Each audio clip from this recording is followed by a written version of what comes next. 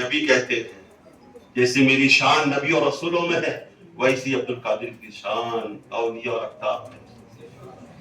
ہر ولی کو کرامت ملتی ہے لیکن عبد القادر جیلانی کی وہ ذات ہے انہیں مولا نے سر سے لے کر پیر کے ناخن تک سراپا کرامت ہی کرامت. سبحان اللہ.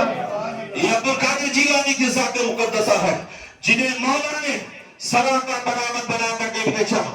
مصطفیٰ جان رحمت بھی نظر عنایت دیکھی ہے نبی کی نظر اٹھتی ہے ابو بکر پر تو صداقت میں ممتاز ہو جاتے ہیں عمر پر پڑتی ہے عدالت میں ممتاز ہو جاتے ہیں عثمان پر پڑتی ہے سخاوت میں ممتاز ہو جاتے ہیں علی پر پڑتی ہے شجاعت میں ممتاز ہو جاتے ہیں حسن پر پڑتی ہے امامت میں ممتاز ہو جاتے ہیں حسین پر پڑتی ہے شہادت میں ممتاز ہو جاتے ہیں. میرے دوستو یہ نبی کی نگاہ نبوت پڑتی ہے جن پر پڑتی ہے ان کی تقدیر بدل جاتی ہے جن پر پڑتی ہے انہیں مقام مل جاتا ہے رتبہ اونچا ہو جاتا ہے. جس طریقے سے میری شان نبی اور رسولوں میں ہے عبد القادر کی شان اولیاء رفتار پہ ہے. اب آؤ عبد القادر کی شان دیکھو جنگل میں اگر عبد القادر کی نظر ڈاکوں کے سردار پر پڑے تو وہ کا سردار بن جائے. عبد القادر کے گھر عبد القادر کا جبہ چوری کرنے کے لیے چور آ جائے عبد القادر کی نظر پڑے تو اسے کتب بنا دے. سبحان اللہ. یہ عبد القادر جیلانی رضی اللہ تعالیٰ عنہ کی ذات مقدسہ ہے. آؤ عبد القادر جیلانی کو دیکھو کتنی اونچی شان ہے آپ کی کتنا اونچا مقام ہے آپ کا. مولا نے کتنی عظیم الشان آپ کو عظمتیں عطا کی ہے. اعلیٰ حضرت نے کہا ہے نا سر بھلا کیا کوئی جانے کہ ہے کیسا تیرا کوئی عبد القادر جیلانی کے سر کو جان ہی نہیں سکتا. اور کتنا بڑا سر ہو جائے کتنا بڑا سر ہو جائے عبد القادر جیلانی کے سر کو نہیں جان سکتا. نبی کا سر تو چھوڑو نبی کے قدم کا حال یہ ہے کہ فرشتوں کا سردار جبریل آ کر نبی کے قدم کو چومے اور دنیا کو چھپ کر بتائے کہ جہاں سے جبریل کا مقام ختم ہوتا ہے وہیں سے مصطفیٰ کا مقام شروع. سبحان اللہ. نبی کی شان ہے. عبد القادر جیلانی کا سر تو چھوڑو سر تو بہت اونچی چیز ہے اس کا مقام کتنا اونچا ہے کوئی جان نہیں سکتا. اعلیٰ حضرت کہتے ہیں سر بھلا کیا کوئی جانے کہ ہے کیسا تیرا. اولیاء ملتے ہیں آنکھیں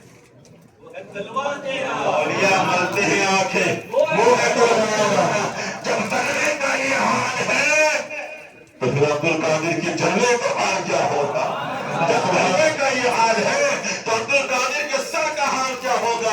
میرے دوستو آؤ آخری بات بتا کر آپ سے رخصتی لینا چاہتا ہوں.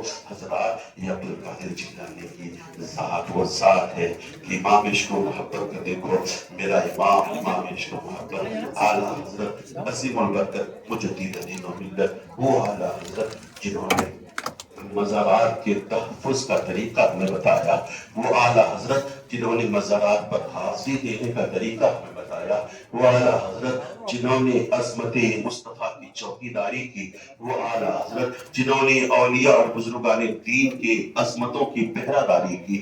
وہ اعلیٰ حضرت جنہوں نے 1000 سے بھی زیادہ کتابیں لکھی. وہ اعلیٰ حضرت جنہوں نے دیوان کی شکل میں ہدایت کی بخشش ہمیں عطا کی. وہ اعلیٰ حضرت جنہوں نے ترجمے قرآن کنز الایمان دے کر ہمارے ایمان کے قلعے کو مضبوط فرمانے کا کام کیا. وہ اعلیٰ حضرت سبحان اللہ کبھی حجت الاسلام ہمیں عطا کیا. وہ اعلیٰ حضرت جنہوں نے کبھی ہمیں مفسر اعظم ہند دیا. وہ اعلیٰ حضرت جنہوں نے کبھی ہمیں مفتی اعظم ہند دیا. وہ اعلیٰ حضرت جن کی عبادت کا حال یہ ہے کہ طبیعت خراب ہے پھر بھی 2 لوگوں کے سہاروں سے آپ مسجد میں تشریف لے جا رہے ہیں. لوگوں نے کہا اے امام صاحب گھر میں ہی نماز پڑھ لیے ہوتے اے آقا گھر میں ہی نماز پڑھ لیے ہوتے.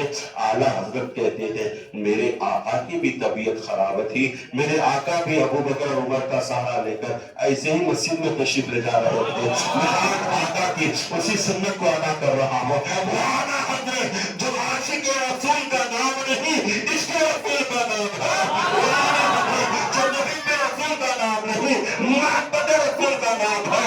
وہ اعلیٰ حضرت जमात हक और बातिल के दरमियान पहचान करने का एक खत्ते इम्तियाज बन चुका है। वो आला हजरत यासी की आला हजरत कहता है दान दी कद में हजरत मुस्तफा सैयदी आला हजरत वो आला हजरत इतनी किताबें लिख रहे हैं, फजर ज़ोहर असर मगरिब ईशा जमात के साथ पढ़ रहे हैं, तर्जुमे कुरान कर रहे हैं, फतवे रज़िया दे रहे हैं, न नमाज तहज्जुद छूट रही है, न नमाज चाँद छूट रही है, न नमाज तरावीह छूट रही है, न नमाज इशराक छूट रही है। इश्क़ मुस्तफा और मोहब्बत मुस्तफा की पैगर मुजस्समे है। लेकिन उसी आला हज़रत की मोहब्बत आले रसूल बड़े पीर दस्तगीर गौसे आज़म अब्दुल कादिर जिलानी से जरा देखिए तो सही, वो बड़े पीर दस्तगीर से मोहब्बत का क्या अंदाज है। आला हज़रत अज़ीमुल क़द्र मुजद्दिद दीन मिल्लत अली अहमद रिज़वान को कि महशर के मैदान की अक्कासी करते हुए आप कहते हैं वो मैदान महशर जहाँ नफ्सी नफ्सी का आलम होगा, इस अबुल्ला नबी की समय बुलंद होगी। वो बाप जो अपना पसीना बहाकर अपने बेटे की परवरिश करता है, कभी लिबास दिलाता है, कभी स्कूल का बैग दिलाता है, कभी किताबें दिलवाता है, स्कूल की फीस ट्यूशन की फीस देता है, आने जाने के खर्चात को बर्दाश्त करता है। वो बेटा भी ना पहचानेगा, माँ ना पहचानेगी, कोई किसी को ना पहचानेगा।